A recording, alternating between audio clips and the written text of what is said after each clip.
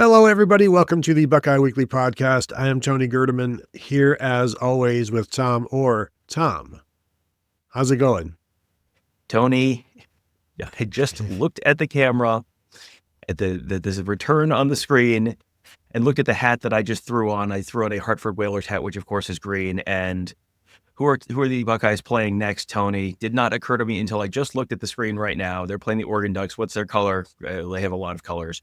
It's not a shiny chrome hat, so I guess that's something. But yeah, it's green. You'll say, sorry, everyone. This is not intended to get you mad. Sometimes, Tony, I just wear clothes. That's just kind of the thing, and there's not much beyond that. Sorry, everyone. Tom, it's interesting that you say something that you have done is not intended to get the people mad, because that is kind of our subject for this episode right here. And we should have had the record button going before the show while we were talking about this. But we wanted to talk about the ESPN's broadcast, ESPN's framing, ESPN's narrative of college football, of Ohio State, of whatever they want. And I almost feel like I should have just let you hit the ground running, because we'll just continue the conversation, basically. But we kind of wanted to get into the weeds a little bit on some of the things that ESPN's saying it and why they're saying it and what you should think about it, or, not what you should think about it, but here's what, because that's kind of the problem. Here's what we think about it. Yeah. And I think we even need to maybe back up a little bit and let's cue the pro day conversation and the truck backing up sound effect when we do that. It's centered around ESPN because Ohio State fans just watched a game on ESPN and got mad about a bunch of stuff that ESPN said. We need to back this up and say, this is not an ESPN problem. This is a sports media tied with specific leagues problem based on the way college sports contracts are structured and the fact that, the TV networks have a deal with the NFL or the NHL or the NBA. College sports is divided up by conferences. So Fox has a deal with the Big 10 and the Big 12, and ESPN has a deal with the SEC and the ACC and I don't know, whoever else. And so you are in business, you're incentivized to promote your product.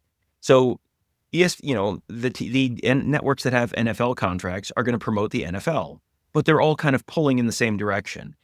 ESPN and Fox in college football are incentivized to promote their product and maybe disincentivize you to watch the other product because you're generally only watching one game at a time, or, some people multi-screen, but functionally, which game are you going to be turning on your main TV at fill in the blank time slot during the day?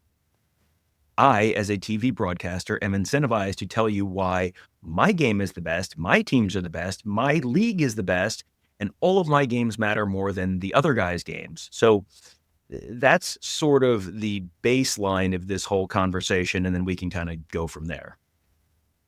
Yeah, and I guess let's start with the way the Indiana game, I think maybe the day after, maybe it was on game day, Indiana loses by 10. But they were getting essentially blown out, and it was not a close game. In the aftermath, the relitigation of, well, clearly, Indiana probably shouldn't have been in this, or Indiana shouldn't have been in this. And we've talked about how I think it was Kirk Herbstreit saying, this is not a knock on Indiana, but they shouldn't have been in the playoffs. It's like, well, that is the definition of a knock on Indiana. Like you were saying, they should not. You're trying to knock them out of the playoffs. And then you see what happened to Tennessee against Ohio State. And mind you, Indiana's deficit, their eventual differential was the lowest of any of the first round games. That's one point. But throughout this broadcast, or throughout the aftermath, and even, Sunday, not that I've watched anything on Sunday, but I can pretty much guarantee none of the narrative coming from ESPN is that Tennessee should have never been in the playoffs. They were not, they were outclassed, they were outplayed, they were out everything. But I don't think there's anybody at that network saying that their business partner, the Tennessee Volunteers, shouldn't have been in their business partner, the college football playoffs. Right. And I mean, I haven't watched a second of any coverage on Sunday either, but I did watch the end of the Ohio State Tennessee game. And as the scoreboard graphic reads, Ohio State 42, Tennessee 10, with 2 minutes and some change, or a little under 2 minutes left in the game, and Tennessee's on the verge of punching in a meaningless touchdown against Ohio State's third stringers to cut the deficit to still more than Indiana lost by. Chris Fowler is talking on the broadcast about the previous games and the blowouts, and and he's talking about, well, boy, there's been a lot of conversation about Indiana and SMU, and boy, there's a lot of folks in the SEC, which is obviously a very deep and talented conference, and boy, they've there's been a lot of focus on whether Indiana and SMU are really should have gotten in over some of those SEC teams, and you're like waiting for and now you look at tennis, and it's like, no, you never get to the point where it's like, my brother in Christ, there's a football game happening right before your very eyes, and a team is getting fed feet first into a wood shredder, and you're not acknowledging that this is actually worse than the ones where you're having the whole, like, it's just taken as a statement of, just an article of faith that the SEC is the best and the deepest conference. And, well, of course, of course Alabama would have done better. Like, okay, based on what? Like, based on what? And it's like, well, everyone knows, like, okay, like, based on what? And, I want to kind of reiterate this here. Fox does this crap too.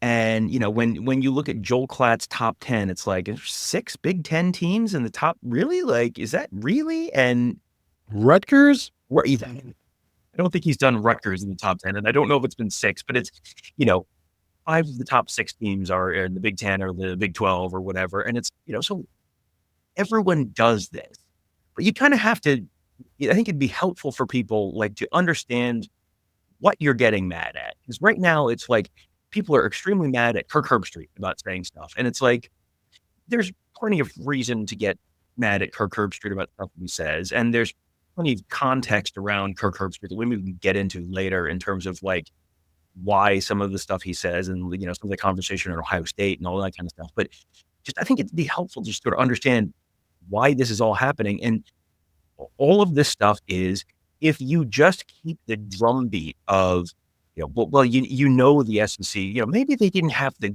best at the top of the conference this year, but man, they're just so deep and so talented. And was there an acknowledgement that the top of the SEC was not particularly talented this year before this moment? I don't think I recall hearing it. It's like, well, now that you've backed me into a corner and I see this team losing by 32 points right in front of my eyes, I'm not going to talk about that actually, but I'm going to at least sort of tacitly acknowledge, like, look, hey, now that we're here, maybe the third best team in the conference getting murdered into 1,000 tiny little pieces in front of you and in front of God and the entire nation, maybe it's time to acknowledge, like, it wasn't the greatest, totally elite top of the league this year.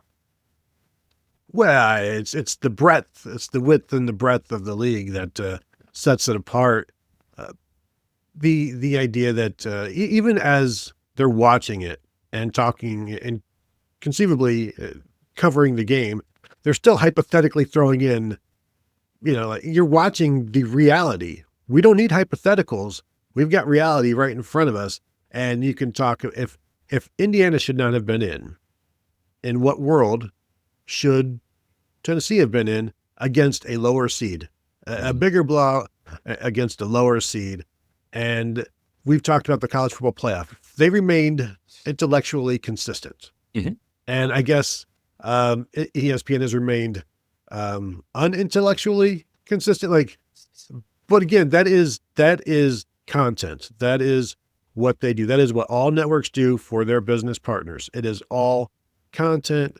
It is all derived to keep you watching, to get you clicking, to get you angry. Tom, there's more business in anger right now than in happiness. And so if there's an opportunity to create some anger, it's good business. And you see that in not just the Ohio State sphere. I'm sure it's all any major college football, any major sports team, any kind of team. It's not just sports. It's video games, it's television shows.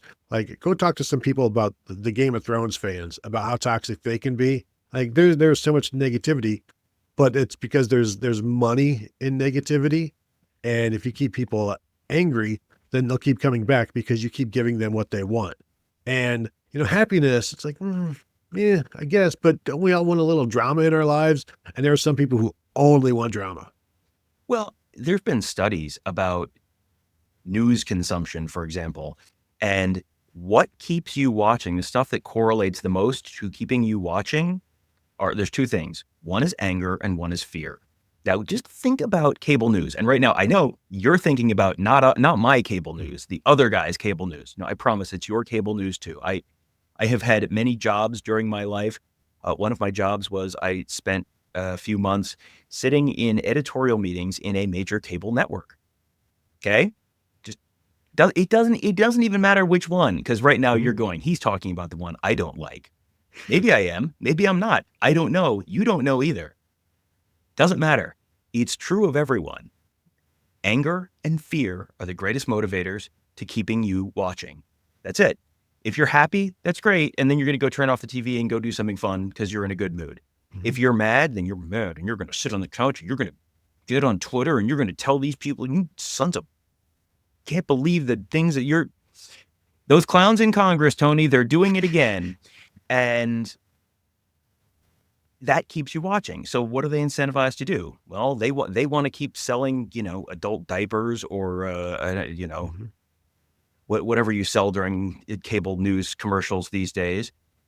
So they want to keep you watching. So they're going to sell anger and fear, and they're going to tell you that you are the smartest and you are the prettiest and you are the best. And the other guys over there, they're the worst and they just want the worst for you. And this is all, anytime things don't go your way, it's because it's a big conspiracy against you. Again, you're thinking, no, he's talking about the other guys. Am I?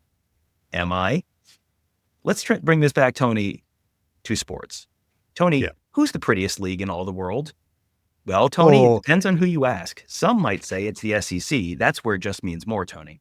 Tony, did you know that there were 40 to 50% Tennessee fans in Ohio Stadium during that game? Did you hear that? I heard that on the broadcast. They said it a couple times, Tony. It must be true. Now, Tony, South stands. How many Tennessee fans were there? 3%? Yeah. The west side of the stadium, which I will be charitable and say it probably was not easy to see the west side of the stadium from the broadcast booth. How many Tennessee fans were there? 5%? 7%? That's half the stadium. Tony, were there 80% Tennessee fans in the other half of the stadium? I would posit there were not. So therefore, there probably weren't 40% Tennessee fans. It might have been 25. Maybe it was 30. Either way, Josh Heupel during the post-game interview said he thought it was, he used the number 30, but the number 40 kept getting batted around on the broadcast. Now, Tony, truth is all relative these days, isn't it? So you've got, well, look, listen, SEC fans, Tony, it just means so much more here. Look, 40% of the stadium was Tennessee fans. Was it actually 40%? Well, the man on TV said it was, so therefore it must be. Now, did it ever sound like 40% of the crowd was Tennessee? When Tennessee ran out, were there almost as many cheers as boos? No. When Ohio State ran out, were there almost as many boos as cheers? No. Was Ohio State ever once affected by crowd noise? No. Did Tennessee have to go on a silent count because there were substantially more Ohio State fans there? Yes. I mean, but Tony, who are you going to believe? Me or your lying eyes? Well, I did hear during the broadcast, Kirk Herbstreit said, 40, 50,000, and then on one of the fall starts, Chris Fowler's like, did the Tennessee crowd cause that? No, that was just Ohio State going tempo and not getting set or whatever. But again, yes, where they're standing, their vantage point, they can't necessarily, unless they look, and you could look down right below you to the west side and see all Ohio State fans. Now, if you're just looking out, you see a lot of orange. And again, you've never seen as many road fans as you did in that game. So I understand Kirk Herbstreit, who has been to, 100 games at Ohio Stadium, being like, I've never seen anything like this. We've never seen anything like that, and we said it. But you also need to dial it back Well, and then start spouting reality. he also said he's been doing so many games at Ohio State, he's never seen more than 3,000 to 5,000 visiting fans. What? What? You see 10,000 visiting fans there for games like every other year, and it's usually games that they're doing. But again, is it about facts or is it about crafting a narrative that this is an unprecedented invasion? Tony, no Big Ten team ever brings more than 3,000 fans. Ever. Not once in the history of college football, because college football doesn't matter in the Big Ten. Am I saying those words all out loud? No. Tony, is it implied? Yes, obviously it is. College football is, 40,000. Let's just say it's 10 times more important in the SEC, because there's 40,000 Tennessee fans here, Tony, and I've never seen more than 3,000 to 5,000 visiting fans in Ohio Stadium ever. Not once in the history of college football, Tony. Going back to the assassination of Abraham Lincoln, Tony, a very sad day in our country's history, but a big win for those from the South. I believe Appomattox State brought in 17,000 once to Ohio Stadium. It was a draw. The idea that this takeover that was much ballyhooed and then kind of dissipated. So then, well, we can't talk about the takeover anymore. You know what we could talk about during this Ohio State butt whooping of Tennessee? We could talk about Michigan. And we could talk about how the Ohio State fans are very, very angry about the loss to Michigan, and unreasonably so. But also, let's keep talking about Michigan. In one vein, let's say, why won't people get over Michigan? And then in the same vein, let's spend a college football playoff game where Ohio State is outshining everybody, including Tennessee. And let's talk about Michigan. Like, what is that about? If you want people to get over, to get past, to not be so toxic about Michigan, physician, heal thyself. Do it yourself. And you start, sweep off your own porch and talk about the game that's going on. And then, you're spending almost the second half of the fourth quarter. Like, what kind of filler do we have? And so the filler, I guess, was always going to be, in one way or another, let's talk about the Ohio State fan base and let's let Kirk Herbstreit go after them. But the problem with that is that when he's talking about a specific portion of the fan base just hears it as the fan base. And so there's some danger there, and nuance gets lost. And he can say, like, the people who are super, super angry, there's a problem there. But then it's just like, people here, I can't be mad about my team losing. And that's not exactly what he has said, but also he has lost so much of the benefit of the doubt and so much of what he is trying to say or what he has said. It's like, I'm going to read undertones through all of this because he speaks in undertones. So you're going to have to forgive the people, I guess, if they hear that and, like the dog whistling, the gaslighting, if they can hear those undertones. He's like, what? Me? No, that's not what I was saying. So there's some give and take that nobody really wants or will give. Well, and I think the first question that people will have is, well, what do you want them to talk about? And it's like, well, the 4 quarterfinal playoff matchups for the college football playoff are all set. It feels like you could talk about that. Talk about those 4 games. Promote your own product. Like, that would be a very easy conversation to have. That would actually be a pretty productive conversation to have. But the conversation they ended up having was just kind of a mishmash mess where it's like, on one hand, they're saying, listen, I think the coaching staff is, coached not to lose against Michigan. And, then they coach to win in other games. And that's like exactly what a lot of the people they're criticizing are actually saying. And then they're talking about, like, well, on First Take, they're talking about how Ryan Day is going to get fired. And it's like, my dude, that's your network. Like, take that up with your editorial people. But, again, what's First Take designed to do? First Take's designed to be 2 ding-dongs yelling at each other and be cheap for them to produce. That's the entire point of First Take. And it's just, okay, which side are you going to take on this debate? Okay, I'm going to say they should fire Ryan Day, and you're going to say they shouldn't fire Ryan Day, and then we're going to yell at each other for a while. Like that's a whole separate state of the cable news sports industry conversation. But let's get back to you and me, these two idiots yelling at each other. There's, I think, a very complicated relationship that Kirk Herbstreit has with Ohio State. And he obviously was a player at Ohio State and was a radio guy. He was the sideline radio guy for kind of the early to mid 90s and worked at Channel 10 in Columbus for, the mid to late 90s, doing some stuff on like wall-to-wall sports and that kind of stuff before he kind of got the bigger national profile. But he lived in Columbus for a while.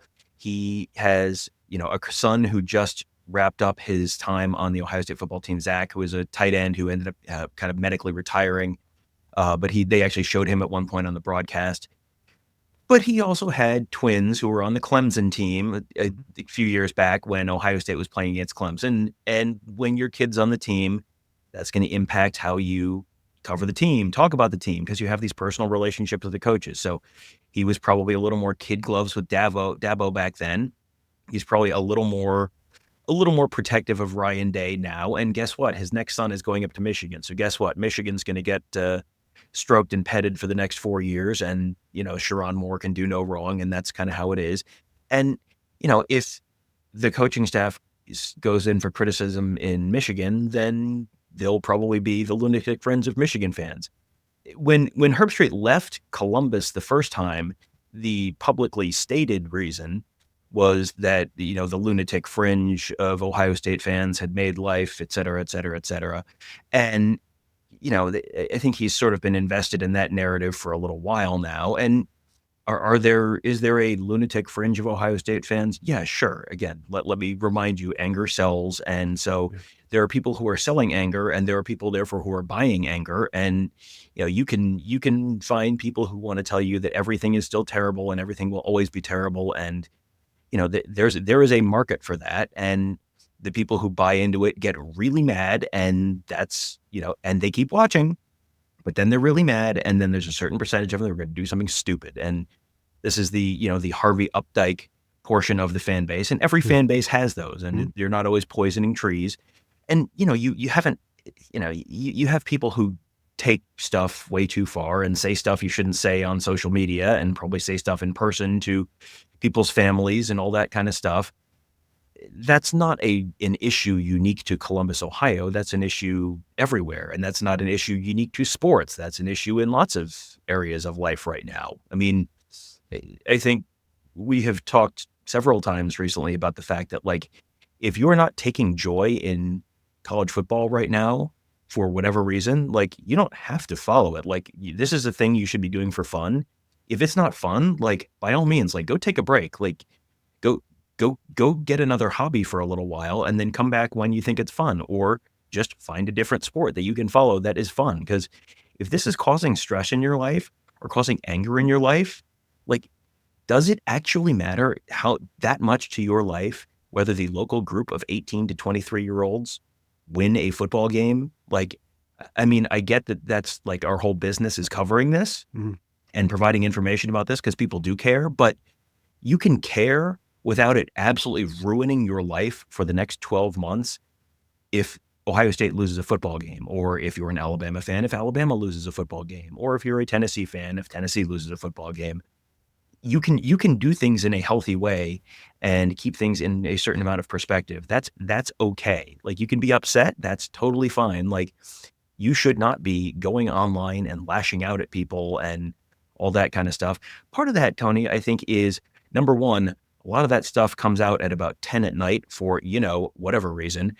The other piece of this that I think people are getting angrier and dumber is sports betting, where not only did my team lose and I'm mad about this, I also had $200 on them to win this game, and then they lost. And now, not only have you failed me as a person, you also have cost me $200, and I'm so mad. Well, and I've seen there's some movement towards getting rid of prop bets in college football as well. Like in Ohio, they already had to get rid of the player props, and now they're just trying to get rid of prop bets altogether, and just stick to basic numbers. But in terms of the lunatic fringe, like I can give you an example of a player's parent who parents were out at a restaurant 6 weeks or so ago. The dad wearing the son's jersey, and an Ohio State fan comes up to him and is like, "That guy sucks," and dad's like, "It's my son," and the fan's like, "Your son sucks."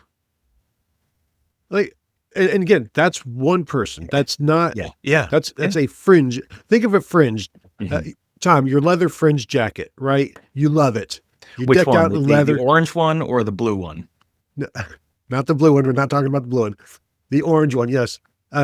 It's all leather, but it has fringes. Now, it's just one little fringe. It's just a little piece. It's not the entire thing. It's not the entire cow. It's just one little whisker.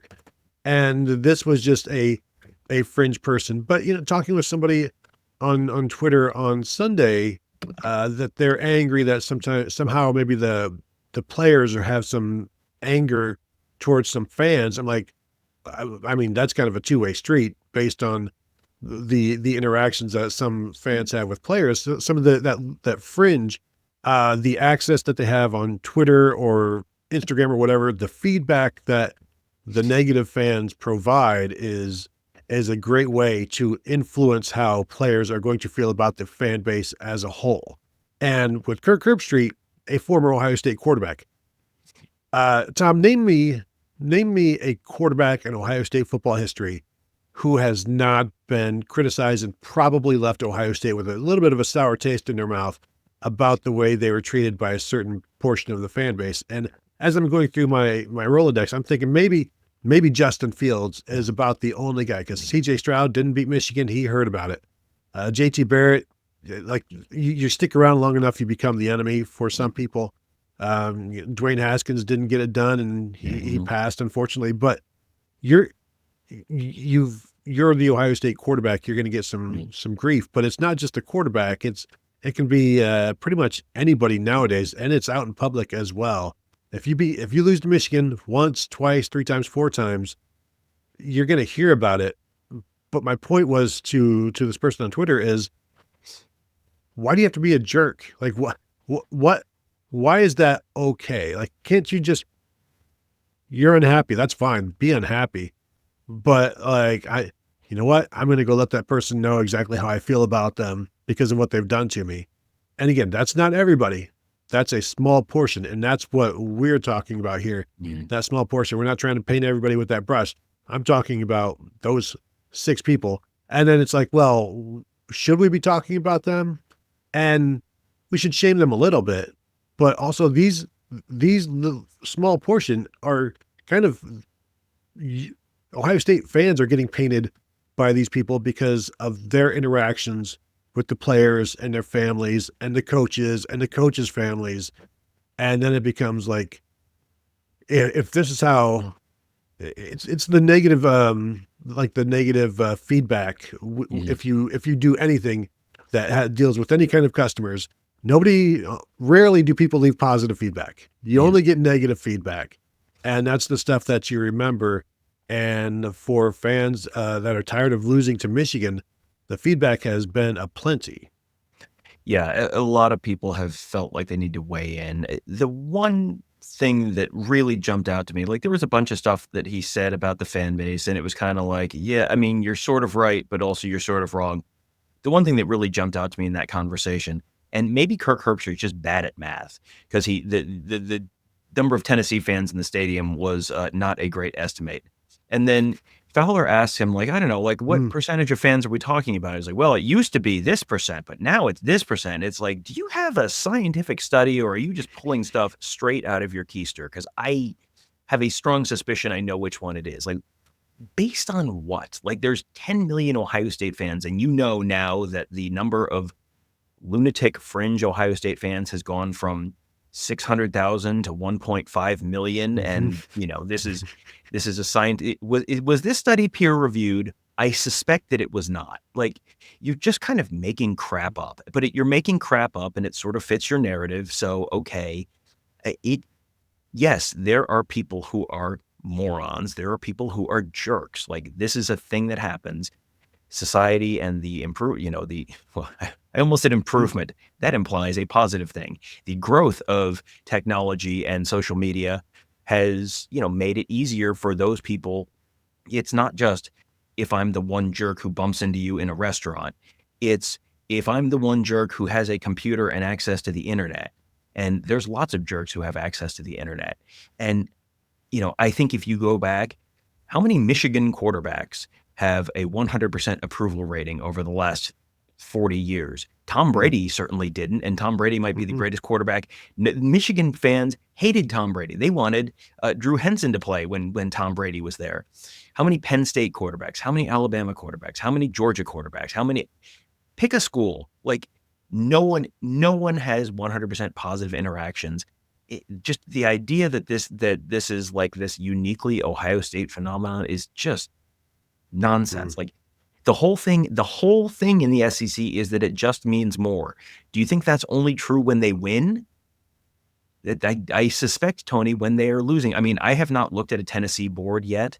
I suspect that there are, the message board geniuses thing, that account where they'll post and it's like, you're losing 7-0 in the first quarter. And then everyone's like, fire the coach. Like, that's not a uniquely one school thing. That's every school does that because there are people at every school who have no perspective on anything. That's even a Dr. Pepper Fanville thing now, where the hype train and jumping off the train and all of those things. That's just the reality. One other thing with the ESPN stuff, because they're talking about during the game, the Tennessee game, talking about Tigger Shabola and his struggles, and he's had some issues. And then later on in the game, they're talking about how Jack Sawyer was, Holly Rose, talking about Jack Sawyer and really encouraging Tigger Shabola because he's been publicly humiliated for his play. And it's like, that alone is humiliating, to say somebody's been humiliated by their play. So again, this is one of those things where, physician heal thyself. Like, you're part of the problem here when you're saying these things and pointing them out, and not that you shouldn't cover things, but I mean, publicly humiliated. Again, that's shaming a fan base. And there was quite a bit of that. I think the original number that of the Lunatic Fringe that Herbstreit said was like 5 to 8. And now he's like, now it's maybe like 15, maybe 20. Like, that's no longer a fringe. That's a population. All right. That's not fringe. But the thing is, Tom, as you said, all of these numbers that they spew become fact. And now, oh boy, that Ohio State fan base. And you're exactly right. It just means more in the SEC. There are some absolute crazies.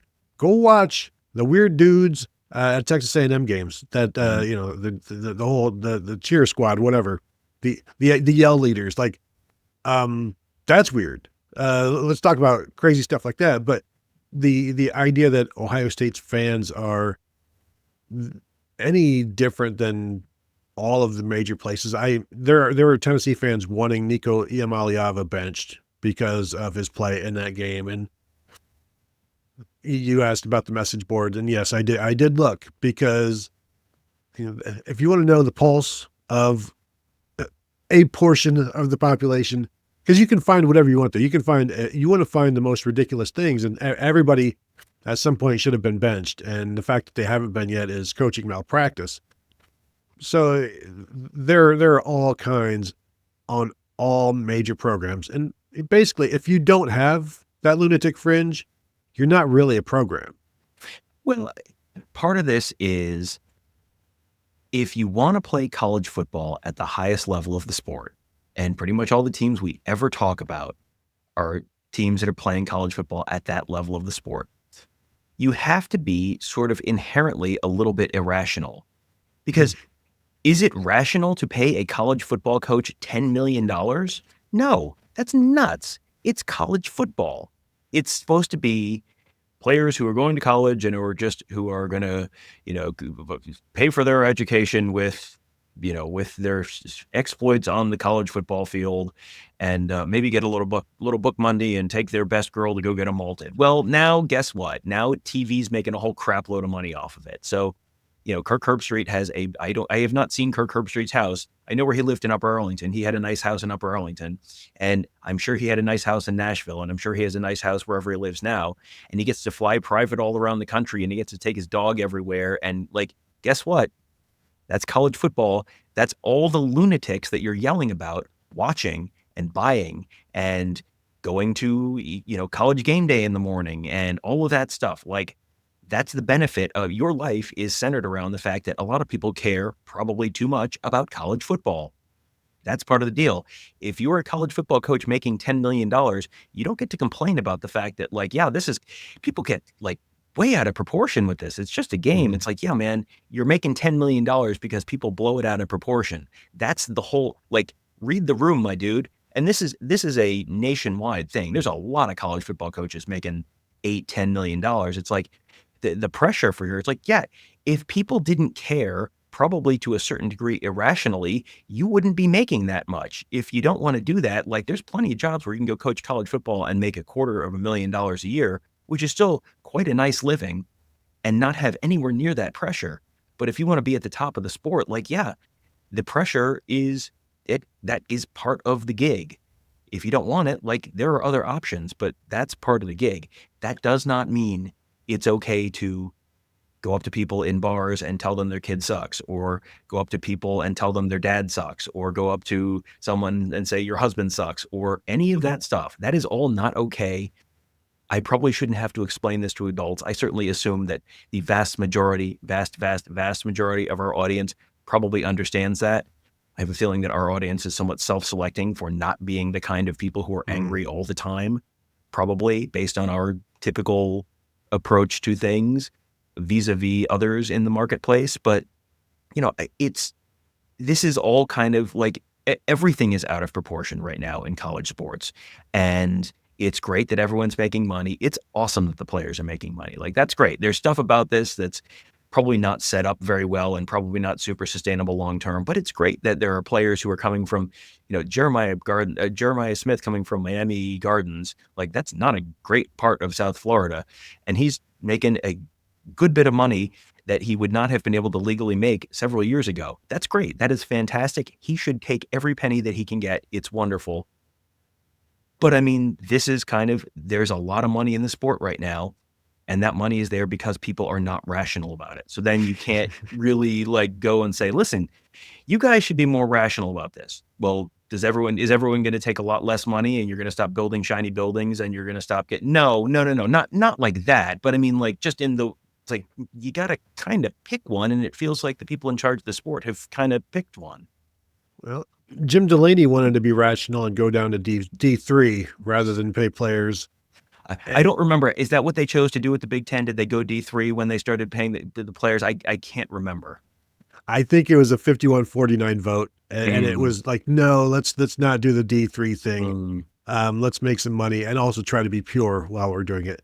So I don't know, Tom, do you have anything else on this? I know we kind of, I don't want to say rambled, because it's not a ramble. It's something that this is something we talk about in the car on the way to another city or whatever.